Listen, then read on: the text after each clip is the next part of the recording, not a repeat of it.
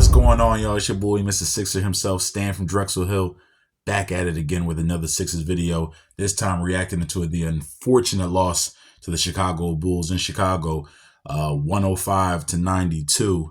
We're going to touch on what happened, what we saw, why we think it happened, and obviously things that the Sixers can do to get better as they're going to see the Bulls again in the new year on Tuesday. So without further ado, let's jump on in. So right from the rip, no excuses. No excuses. This was definitely a winnable game. Just like Houston was a winnable game and they were able to take care of business. That being said, I will say, coming off a back-to-back, man, especially on the road, it's real tough. And in that game against Houston, you saw they fell behind kind of early, were able to claw their way back, went into the fourth quarter down by 7 or 8. And at one point in that fourth quarter, were down by as many as 10 points, 9 or 10 points. They were able to come back and they fought hard. And a lot of times, obviously, you got the adrenaline pumping and everything like that. And so you're not really, fatigue doesn't really wear on you. It's usually the next game is where it wears on you. And that really made itself very evident, in my opinion, really early. I don't know if anybody else could tell, but I knew something was kind of off just from the early sets by the way these guys were shooting. And now what I mean by that is it seemed like a lot of their shots were falling short, right? Front rimming a lot of shots.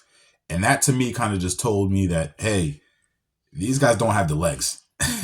They don't got the legs. They're tired. They had a really hard fought game against a good Houston Rockets team the night before.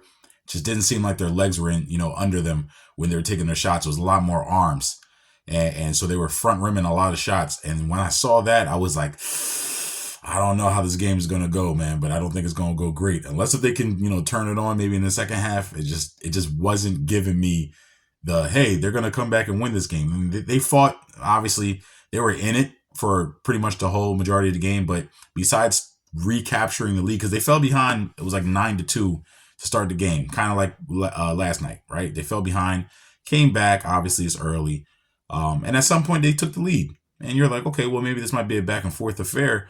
Then Chicago closed the gap, or excuse me, they enlarged their gap going into halftime, right? And then so at that point, they never kind of looked back, never relinquished the lead. Sixers came close a few times, cut the score to about 5, I think 4 maybe at one point, but they just couldn't get over the hump. And give the Bulls credit, they did exactly what they wanted to do, and that's what I'm about to get into next about what they actually did. So I'm looking at the numbers right now. Listen, Andre Drummond, right? Tip my cap to this guy. Obviously, in my opinion, was probably the best Sixers backup big that we've ever had, in the Joel Embiid era. And he made it real, his major presence known early.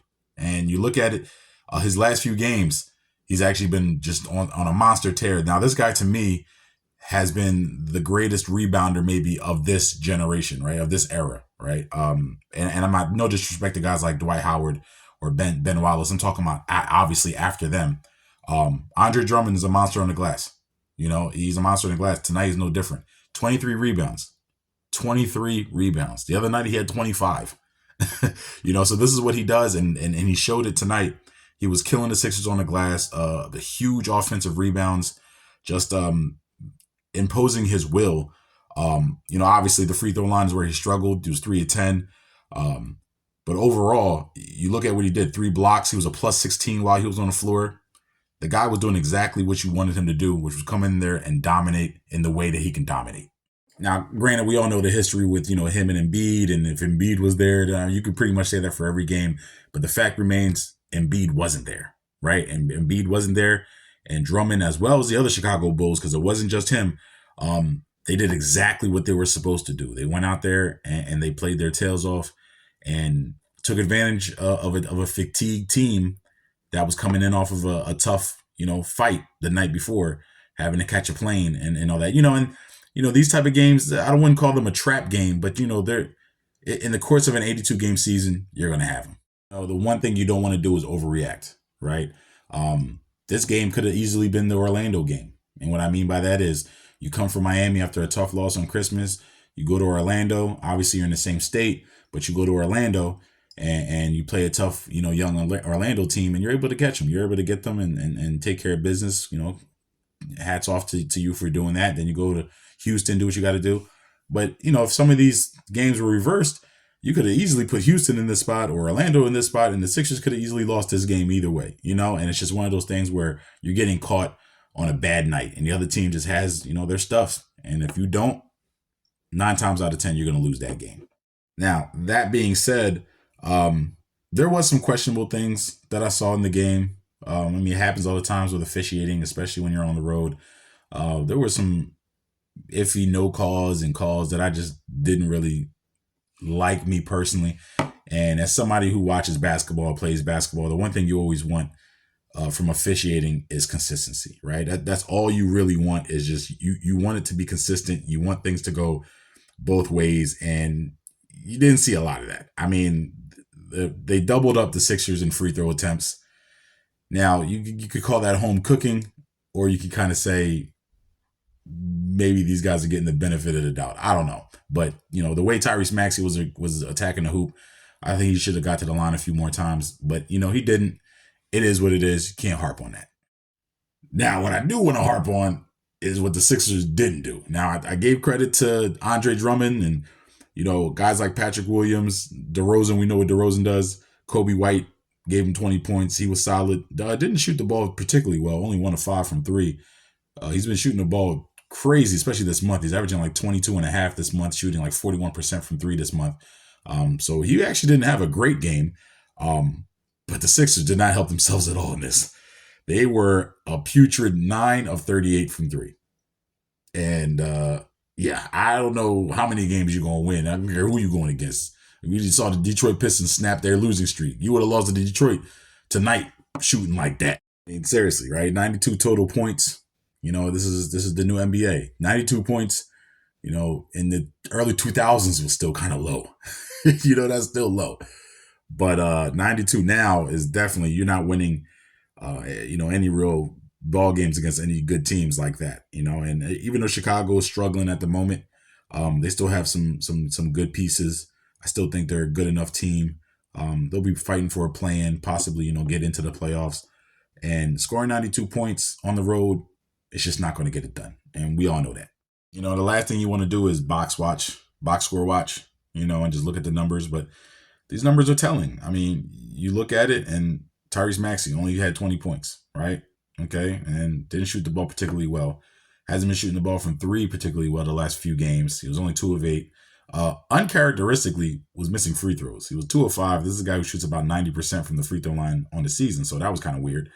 He was a negative 12, right? He was a minus 12, but pretty much everybody, the only Mo Bamba was a plus 9 tonight. Mo Bamba. So that should tell you everything you need to know about how this game was going. Everybody else pretty much, 15 points from Tobias Harris, 6 of 16, 0 of 3 from 3. I'm not going to go too crazy on him. Like I said, nobody had it tonight. Nobody had it tonight. So you're not going to sit there and just crucify one guy for, the team scoring 92 points. You can't. If a guy has 48 and the team scores 92, then you can go ahead and nitpick against everybody else. But when you got 92 and everybody has been pretty bad, you can't really say much. Like I said, we're not going to overreact, but it does make you kind of question and make you wonder, like, what's the next move? What's the move that the Sixers can make that you see would improve the team? And to be honest, for me, I'm watching Chicago, and that's a possible trade partner, right? Obviously, DeMar DeRozan's name has been popping up for trades. I'm not saying that would be a bad move. I'm not saying that would be a great move. That I don't know if that would be the move that the Sixers need to make to, put them over the top. That being said, you got to like what you saw from guys like Alex Caruso and Patrick Williams. These are names that I brought up multiple times, and it's really just because I'm looking at it. You see Alex Caruso, 3 of 5 from 3. Patrick Williams only 1 of 3, but he did make his presence known in other ways. The way he was defending, the way he was hitting the offensive glass as well with Andre Drummond at times. Those are 2 guys, those are 2 pieces that, if they were available for the right price, if I'm the Sixers, I'm very intrigued by that. That's something that I might look into, because you put a couple of those type of guys next to the Maxies, next to the Embiids, that could really help you, especially defensively. I know I said Maxey was struggling, and a lot of it is because You're coming off a back-to-back and a lot of things, but let's not act like he wasn't going up against a very elite, defensive guard in Alex Caruso. He definitely made it tough for him. But now, obviously, some of those shots were Maxey shots. Those are shots he can make. But Alex Caruso did exactly what you want a guy like him to do. Just make it tough for you. And you're coming off a back-to-back, tough night, coming back to win, in that game the night before. Legs not completely under you. The worst thing you want to see, or the last thing you want to see, is that guy who we know is a great defender, and now he's all up in your mitt. And he was doing his thing to Tyrese Maxey and made it difficult for him. So tip my cap off to him as well. One thing I will be critical about, though, is you got to know, I feel like you got to be more disciplined at times, right? You got to know who you're going up against. I'm looking at a guy like Ayo Dosunmu, right? This is a guy who he's only shooting about 2.5 threes per game, and he's shooting 35%. It's not terrible. It's not good, right? Because the attempts aren't high enough, right? So to me, I'm not closing out on him. That's not a hard closeout. That's to me anticipating a drive. You close out maybe with a hand up, but that's about it. I saw the Sixers just expending way too much energy to run him off the three-point line, which caused him to drive. Again, we said it yesterday about defensive shrinking, in the lane, collapsing. He kicks it out to the far better three-point shooter in Alex Caruso, and he splashed 3 of those threes tonight, And it's just like, you got to know who you're going against. And I think too often in the NBA, it's not just a Sixers problem. This is an NBA problem. Too many guys, I don't think they do their homework enough. Because you got to make that shot. I'm telling you right now, Ayo Dosunmu took 4 threes. He was 0-4, 3 of 11 from the field. Guess what, buddy? You shooting every time. And if you beat me, then you beat me. He hit a crazy fadeaway shot at the end of the shot clock towards, the end of the game.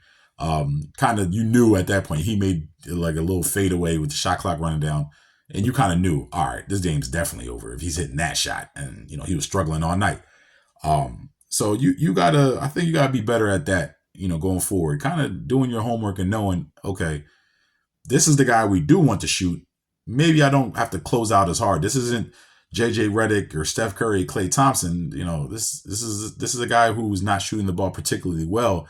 We got to dare him to shoot, and I don't think the Sixers did a good enough job tonight on making the non-shooters try to score. I think they kind of bit themselves in the ass with that by over helping at times when they probably didn't have to. So, you got to be better at that.